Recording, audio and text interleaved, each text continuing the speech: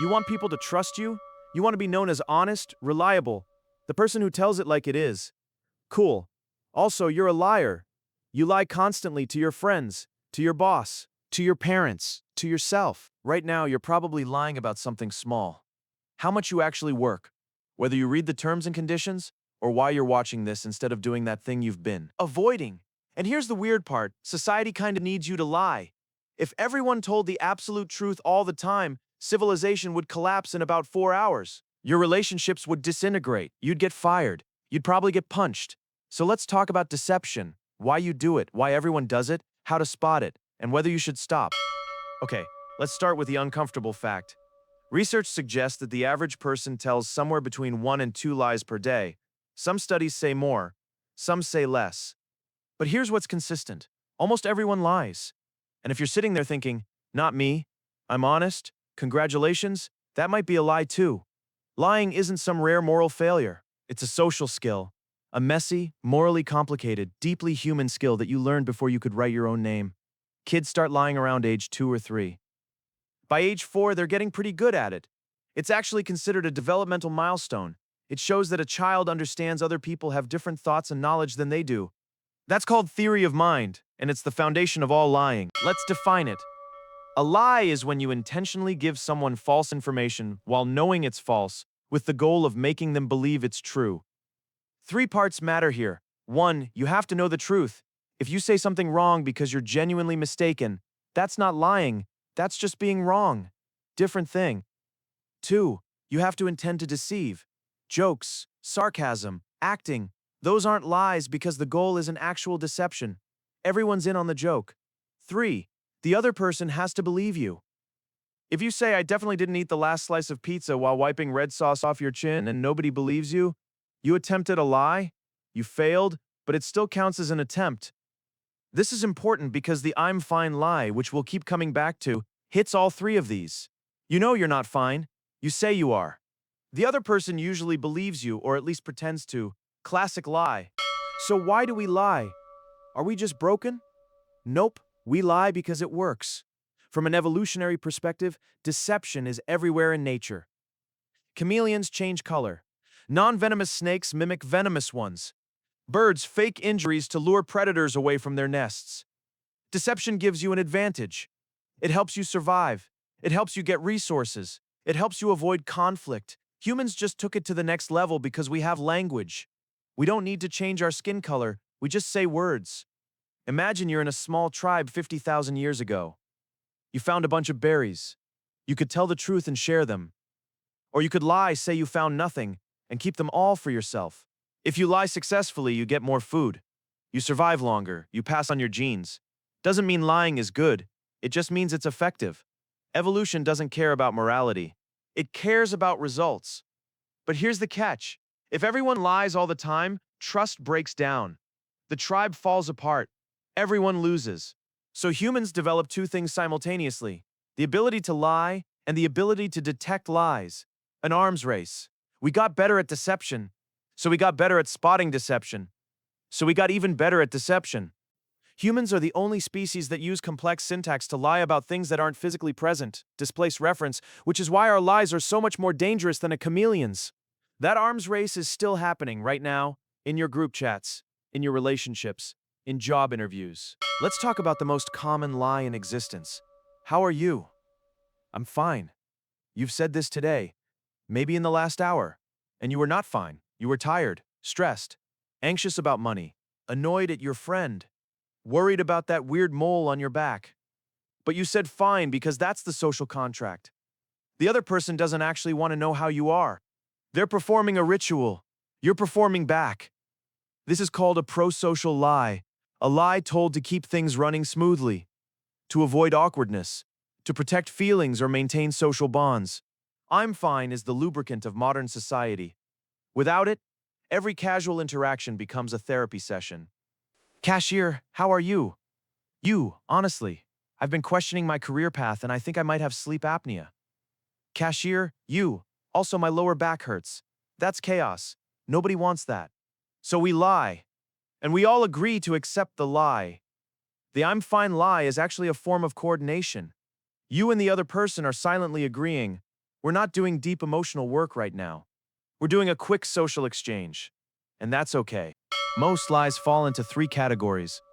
1. Lies for personal gain. This is the obvious one. You lie to get money, status, or stuff you want. You inflate your resume. You lie on a loan application. You tell the bouncer you're on the list. These are the lies people think of when they hear liar. They're strategic, selfish, often transactional. 2. Lies to protect yourself. You lie to avoid consequences. You say you were stuck in traffic when you overslept. You say you didn't see the text when you just didn't want to respond. You say I'm fine when you're falling apart because you don't want to explain. These aren't always noble, but they're understandable. Self-protection is a powerful instinct. 3. Lies to protect others. These are the good lies, the white lies. You tell your friend their haircut looks great when it doesn't. You tell your sibling their cooking is delicious. You tell your partner you don't mind that they forgot your anniversary. The intention here is kindness. But, and this is tricky, these lies can still cause damage. They can prevent people from improving. They can hide problems that need solving. Most of your lies are probably a mix of all three. A lie can protect you and someone else and give you a small advantage. Humans are complicated. Here's where the data gets messy. Different studies find different numbers. But here's the general pattern. The average person tells about 1.6 lies per day. But averages are misleading.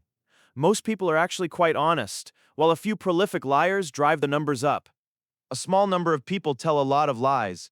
One study found that the top 5% of liars were responsible for about half of all the lies told.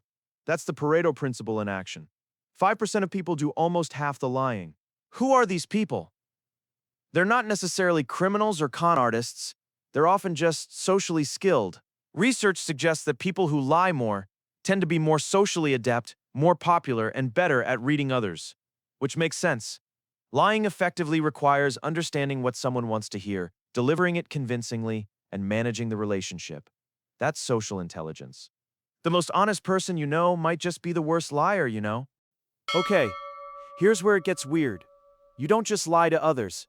You lie to yourself. Constantly. This is called self-deception, and it's one of the strangest features of the human mind. Examples. You think you're a better driver than average? You're not, statistically. Half of drivers are below average. But almost everyone rates themselves above average. That's mathematically impossible. You think you're smarter than average. Same problem.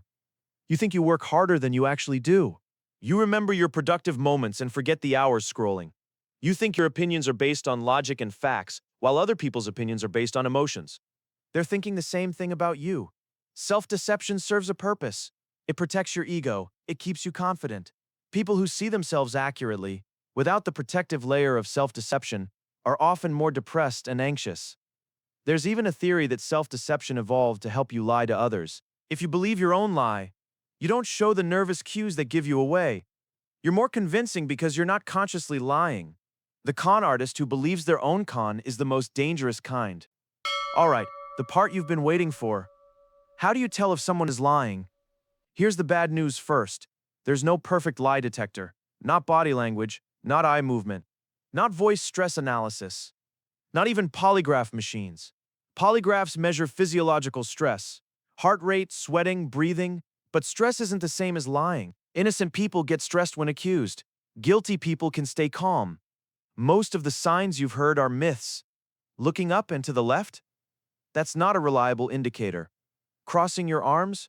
That might just mean they're cold. Touching your face. Some people do that constantly. That said, research has found some patterns. Liars tend to use fewer first-person pronouns. They distance themselves from the lie. Mistakes were made instead of I made a mistake. Liars often take longer to respond or blink less because their brain is working harder to maintain the story. They tend to give fewer details because details can be checked. I was at the gym is easier to maintain than I was at the gym, and I saw Dave there, and we talked about his cat. They tend to stick to scripts. If you ask unexpected follow-up questions, they struggle. A truth teller can improvise details because they're remembering reality. A liar is inventing reality, and invention is harder. But here's the thing. These are statistical tendencies. They don't work on every person in every situation. Some people are just good liars, and some honest people are just bad at communicating. The best lie detection method we have is still ask more questions, get more details, look for consistency over time. Let's go back to our running example. I'm fine. This lie is interesting because it's usually easy to spot. You can often tell when someone isn't fine. Their tone changes, their energy drops. They avoid eye contact. But you don't call them out, because calling them out would violate the social contract. If someone says, I'm fine, and you say, no, you're not, I can tell. What's wrong? That's risk. You might get genuine vulnerability. You might also get defensive. I said I'm fine. The I'm fine lie works because both parties agree to maintain it. It's a cooperative deception. This is why detecting lies isn't enough. You also have to understand the social context. Some lies are meant to be seen through but not challenged. They're social signals, not true deceptions. Okay, let's talk about where lying hurts the most. Romantic relationships. Couples lie to each other, a lot about small things and big things. About where they were, who they were with, how much they spent, what they really think of their partner's friends. One study found that in romantic relationships, people lie in about 1 out of every 3 interactions. That sounds bad. But remember, lie includes small omissions, exaggerations, and I'm fine style evasions. The question isn't whether couples lie, it's whether they lie about important things. A lie about whether you like their cooking is different from a lie about whether you're attracted to someone else. Trust in a relationship isn't the absence of lying. It's the confidence that your partner won't lie about the things that matter. But, and this is the hard part, you don't always agree on what matters. You might think the I'm fine lie is harmless. Your partner might think it's a betrayal of intimacy. You might think hiding your search history is privacy. They might think it's secrecy. The most honest couples aren't the ones who never lie. They're the ones who talk about what lying means. They negotiate the boundaries. Work is a lie-rich environment. You've lied to your boss. Your boss has lied to you. The company lies to customers. Customers lie to the company. I'm sick when you just need a mental health day. We're like a family when they'd lay you off in a second to boost quarterly earnings. This was my dream job in the interview when you just need health insurance. We're experiencing higher than normal call volume when they just understaffed the call center. Workplace lies are often coordination problems. Everyone knows the lie is a lie, but maintaining it keeps things professional. The problem arises when the lies become so thick that nobody can make good decisions. When a company's culture becomes so dishonest that accurate information can't flow upward. Enron, Theranos, Wells Fargo. These weren't just a few bad actors, they were systems of lying. People at every level told small lies to protect themselves, to meet targets, to avoid conflict. And the lies accumulated until the whole structure collapsed. Your individual lies at work probably won't cause a corporate scandal, but they contribute to the informational environment. If everyone lies about their progress, the project plan becomes fiction. If everyone inflates their hours, the budget becomes meaningless. Honesty at work isn't just moral, it's practical. Organizations can't function without accurate information. Here's what nobody tells you about lying. The cost isn't getting caught. The cost is carrying the lie. Every lie you tell is a small administrative burden. You have to remember what you said. To whom? When you have to maintain consistency, you have to be careful not to contradict yourself. One lie often requires more lies to support it. It compounds. The I'm fine lie is cheap. It's a one-off. Nobody follows up, but bigger lies, the kind where you hide a mistake, or fake a credential, or conceal a relationship, they require maintenance. They take mental energy. Research suggests that lying increases cognitive load. It literally takes more brain power to lie than to tell the truth. You're holding two versions of reality in your head. What actually happened and what you're saying happened. Over time, that adds up. Chronic liars report higher stress levels. They have more relationship problems. They experience more anxiety about being found out. Some researchers call this the liar's paradox. You lie to gain advantage or protect yourself. But maintaining the lie costs more than the truth would have. Not always. Sometimes the lie works. Sometimes you get away with it. But often, the lie becomes a trap you built yourself. Let's talk about the liar's dividend. When you lie successfully, you get a benefit. But here's the problem. You learn the wrong lesson. If you lie on your resume and get the job, you learn lying works. So you lie again. About your skills, about your experience. You dig yourself deeper. Eventually, you're in a position where you can't actually do what you claimed. You're exposed. The lie that got you the job becomes the reason you lose it.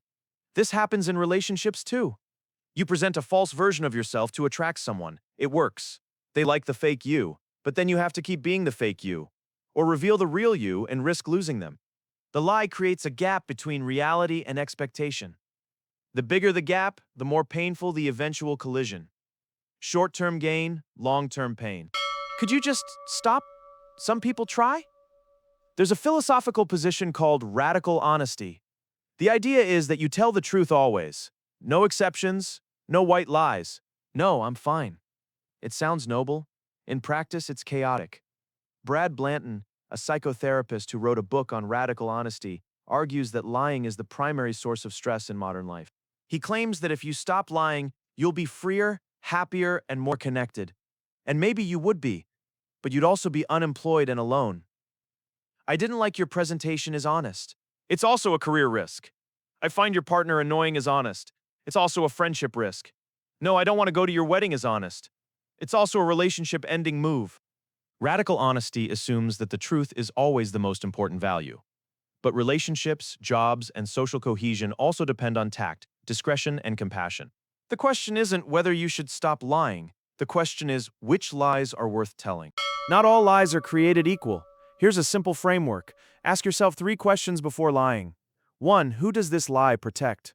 If the answer is only you, at the expense of someone else's legitimate interests, be careful.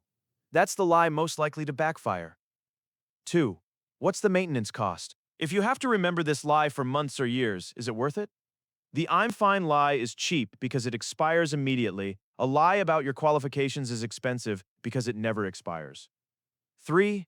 What happens if the truth comes out? Not if you get caught, if the truth simply surfaces. Because truth has a way of surfacing. Text messages get seen. Documents get found. People talk. If the truth coming out would just be mildly awkward, the lie is lower risk. This isn't a perfect system, but it beats lying on autopilot. We keep coming back to this because it's the lie you tell most often. And here's the thing, it's probably fine. The I'm fine lie is social duct tape. It holds things together. It's not a moral failing, it's a convention. But every once in a while, someone actually wants to know. They ask, "How are you?" And they mean it. And if you lie then because you're on autopilot, you miss a chance for real connection. The skill isn't eliminating the lie. The skill is knowing when to drop it. When your close friend asks, when your partner asks, when someone asks a second time with a different tone. That's when you stop saying "I'm fine" and start saying the truth. All right, rapid recap. Lying is universal. You started young, and you do it every day. It's evolutionary. Deception gives advantage, so your brain is wired for it. Most lies fall into 3 buckets: personal gain, self-protection, and protecting others. You lie to yourself constantly. It's called self-deception, and it keeps you sane. There's no perfect lie detector. Spotting lies is harder than TV makes it look. The I'm fine lie is the most common lie. It's also one of the most useful. Lying costs mental energy. The more you lie, the more you have to maintain. The best framework? Ask who it protects, what it costs, and what happens when the truth surfaces. And the final takeaway, honesty isn't the absence of lies. It's the ability to tell the truth when it matters. So, were you honest about watching this all the way through? Or did you skip ahead? Doesn't matter. You got the information either way. If this helped you understand the lying you're definitely going to keep doing, hit like. If it made you uncomfortable because you recognized yourself, hit like anyway. Discomfort is just your brain realizing it's been caught. Here's your challenge for the next 24 hours. The next time someone asks, "How are you?" you aren't allowed to say "fine." You don't have to trauma dump. You can say, "I'm a bit overwhelmed today." Or honestly, "I'm pretty excited about lunch." Just say something real. Watch how their face changes when you break the script. It's the fastest way to see who's actually listening and who's just performing. Subscribe for more explainers on the weird human stuff you deal with every day. I'm out.